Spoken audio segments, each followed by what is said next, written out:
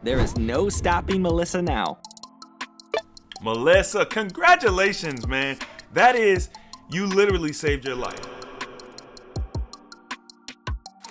Hi, I'm Chris James, and you're watching A Healthy Alternative. Today, we are going to be doing a review of my 600-pound life. Guests that actually lost weight. I'm very interested to see what this process has been for them. I've actually never watched a full episode of this show before. This is a blind reaction, but I'm interested to see what they did, how they lost the weight, how they're doing now. Let's get into it. My 600-pound life, guests that actually lost weight. Reality TV is often very far from it, and my 600-pound life is something to really give you food for thought. First airing in 2012, each episode focuses through a year in the life of the morbidly obese individuals who are starting a journey to try to reduce their weight. The TV show's participants are often so big that physicians are unable to treat them, but luckily there is hope. Fans of the show will recognize Iranian-American super surgeon Yonan Nozoradon, aka Dr. Now, who helps encourage patients to lose weight through strict diets and, depending on progress, may then offer sleeve gastrectomy or gastric bypass surgery to help them lose weight even further. Okay, so this reminds me of The Biggest Loser, except we're dealing with people who are in the morbid obese category, the extreme morbid obesity. So basically they can't really get around. And what it looks like is they're coming from a more of a standard Western medical ideology, just with the idea that, hey, lose an X amount of weight, and then once you lose so much weight, it'll be safe for you to get this sleeve or surgery, which is, that's very common. They won't do the surgery if you're too big.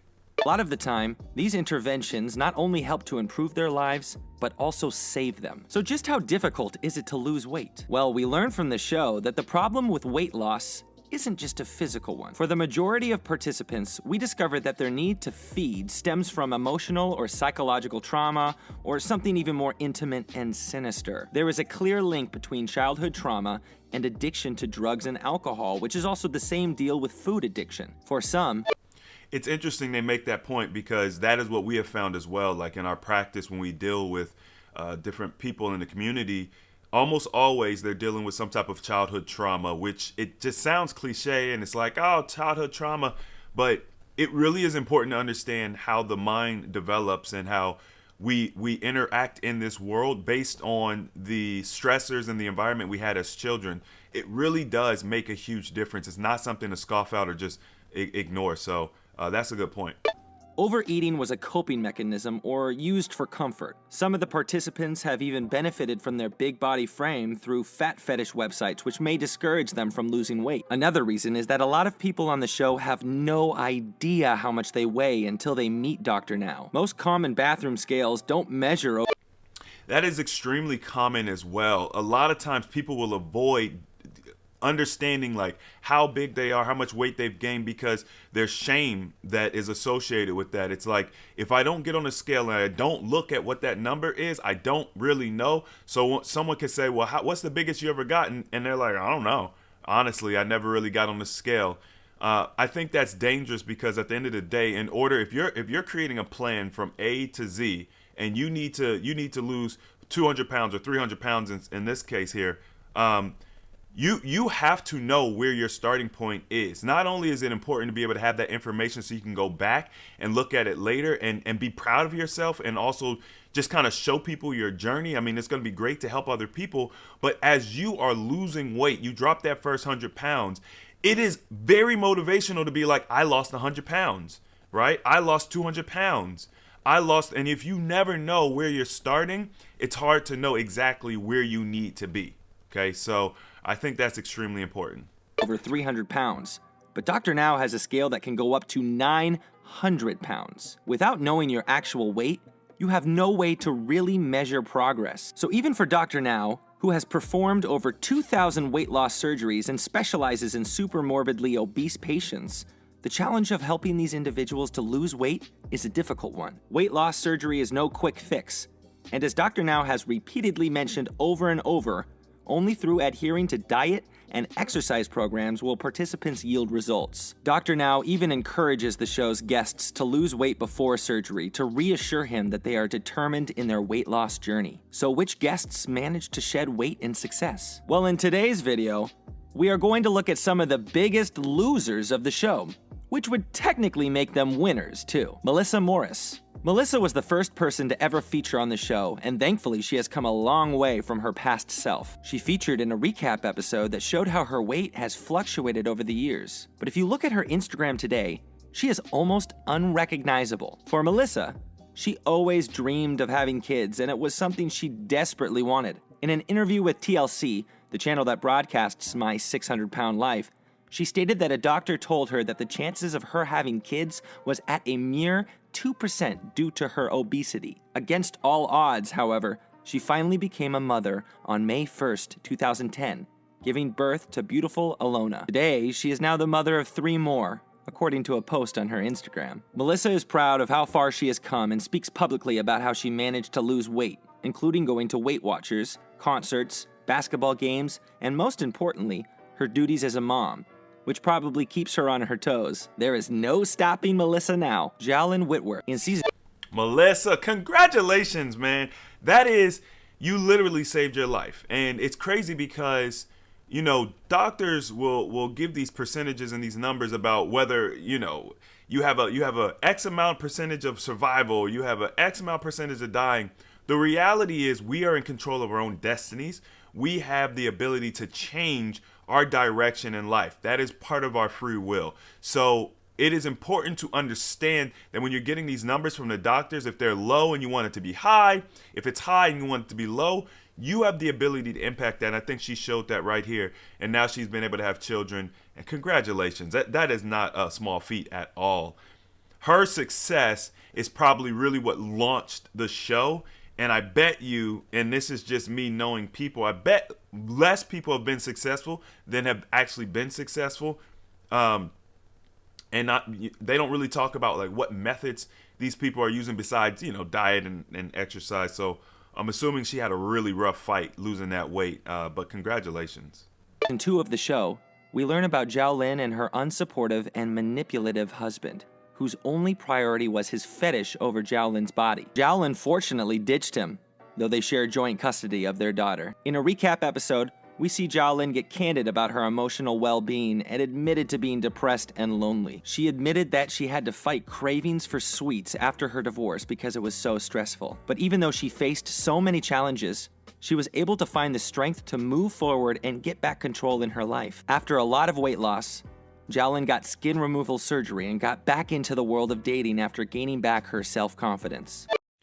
This one right here with Jiaolin, this is rough because this is something we also see in our community where people will be like, I want to lose this weight for my health, for my self-confidence and all this stuff, but my husband or my wife doesn't want me to do it. And no one's ever told me it's because they have a fetish. But it doesn't even really matter whether it's a fetish or whether that person's going to feel self-conscious about you looking better and you being more confident. The reality is we sometimes will put ourselves with people that are not good for us. We do this all of the time across the spectrum. This is just another example of it. If you're in a relationship that's toxic, I mean, that's toxic, right? Like he's not beating her. He's not doing anything bad to her per se, but the psychological manipulation for one's self-gain is just as bad. As a matter of fact, I would say it's worse. If somebody hits you, at least you can heal that physical wound and move on. The emotional damage, I mean, it keeps with you forever, right? That's why she had such a hard time even after they broke up, dealing with things like that. So if you guys are in relationships where you are being discouraged from pursuing your health, and I'm not saying from a standpoint of someone is concerned about your well-being, because a lot of times people be concerned about fasting. They're like, oh, is it safe? That's not what I'm talking about. I'm talking about somebody who's like, just stay how you are, essentially, right? You're fine just the way you are. You may want to begin the process of reconsidering that relationship with that person. I understand we put a lot of we put a lot into our relationships, especially marriages and things of that nature. But keep in mind that if you are unhappy in your relationship, if it is truly toxic, and you guys have tried various avenues to resolve your problems, right? I'm not saying just give up on your relationship, because you have a lot of things to consider. But if you have truly gone through those processes of trying to resolve it and things are not working out, you may want to reconsider. You may want to, right? And I really hate to even have to suggest that, but this is the world we live in. Sometimes people just aren't right for you. Sometimes things aren't going to work out in your favor. And if you have a family and things of that nature, the impact that your relationship is having on you may trickle down to your children, and oftentimes it does. And that goes back to what we were talking about earlier about childhood trauma. So now that trauma that is being trickled down to your children because you guys are in an unhealthy or toxic relationship, now that's going to cause them to have issues later on in life, and it's going to help determine how they express themselves to the world. So these are just things you got to keep in mind. Jowlin's hard work certainly paid off as she found someone special as well as maintaining her figure. She looks radiant in her public posts on social media, and it looks like she is really living her best life. Paula Jones. Paula first appeared in a very emotional episode in season 2, but has since transformed into a motivated and confident selfie queen. Her success at achieving long-term weight loss has given her back the confidence to become an outspoken advocate, and it's evident from her social media posts. She looks like an entirely different person completely. Paula is now not even afraid to wear a swimsuit, and she praises herself for sticking to a diet and rigorous workout regimen.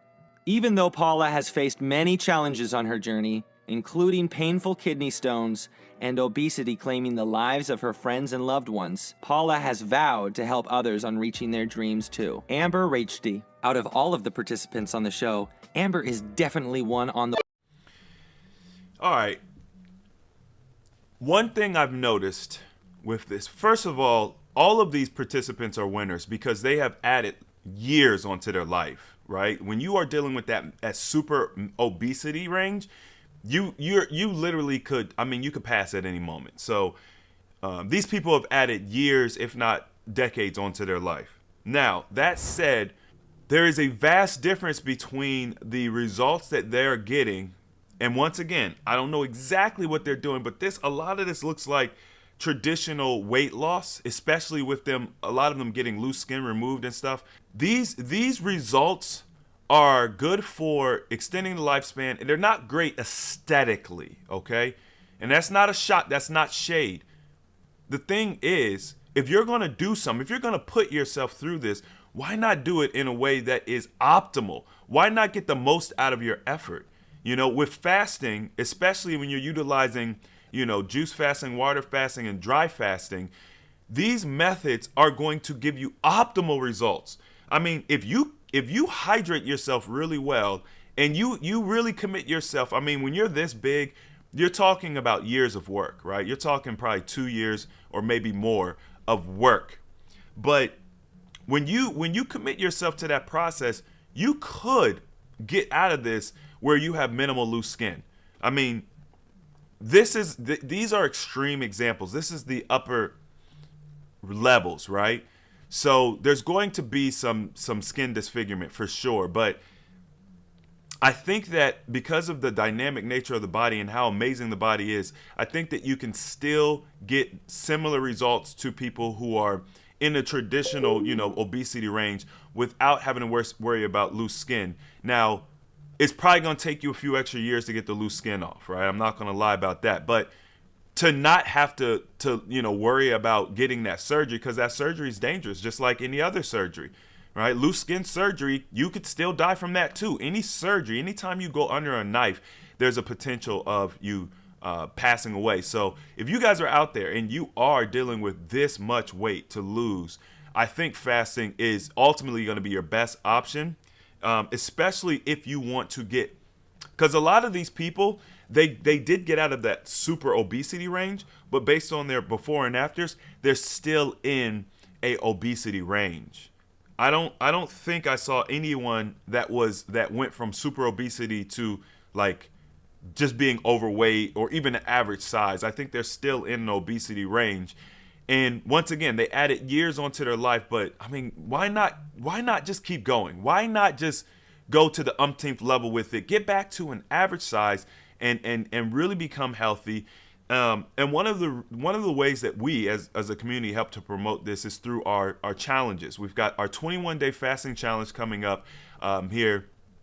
It actually, when this video releases, it'll be starting. It'll be dead. So if you guys are watching this on the day this video releases, you still have time. You can join our 21-day fasting challenge. Now, if you are in this super obesity range, this is just going to be the absolute very beginning for you. But to be able to gain the knowledge and wisdom that can show you the end of the tunnel, right? Light at the end of the tunnel. I think hope is such an important component to your weight loss journey.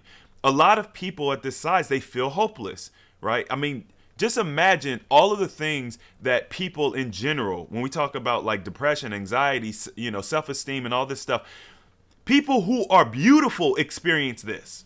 Then imagine you feeling like you're ugly, feeling like nobody wants you, and then also dealing with the eating addiction that can compound on somebody and just create a world, a perspective where they feel like it's hopeless. It's not hopeless, okay? Everybody has the opportunity to change their life around. And what we've done with our 21-day challenge is put information in a concise format to show you the light at the end of the tunnel. So I want you guys to join us. The link to join is going to be in the description box. We've got a couple different packages. With the 21-day challenge, we like to add a few different options for you guys to get with your challenge if you want to help to enhance your experience. Because as you start going through this detox process, there's a lot of things you're going to experience. And it's important to understand, as you are losing weight, you are detoxing toxicity from your fat stores. And that is going to have an impact on your hormones. It's going to have an impact on your brain. Like, how do you think? Your self-perception. It's important to understand what's happening and why, so you could properly deal with it. And then the goal is to blast through those obstructions. You don't want to be bogged down by detox symptoms, thinking you're making yourself sick or what you're doing is dangerous. And then the other big piece is having a community around you that is on the same page. Sometimes we can feel like such outliers.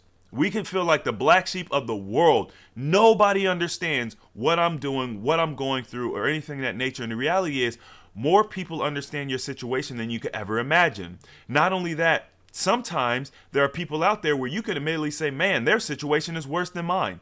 Because we feel like, we are just in this little bubble.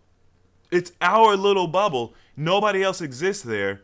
And so you feel like what you're going through is the absolute worst. And it might be the worst for you, right? But being able to see someone in a position that you might perceive as worse, raise out of it, isn't, I mean, if you guys have never experienced it, it's hard to put in words. It is life altering. It is that switch. It's like, I can do this. If this person can do it, I can do it. So I want you guys to join us. Even if you don't want to do 21 days of water fasting, if you just want to gain the information and knowledge, join. It's literally life-changing. So that's all I'm going to do with this review video. I think this was cool.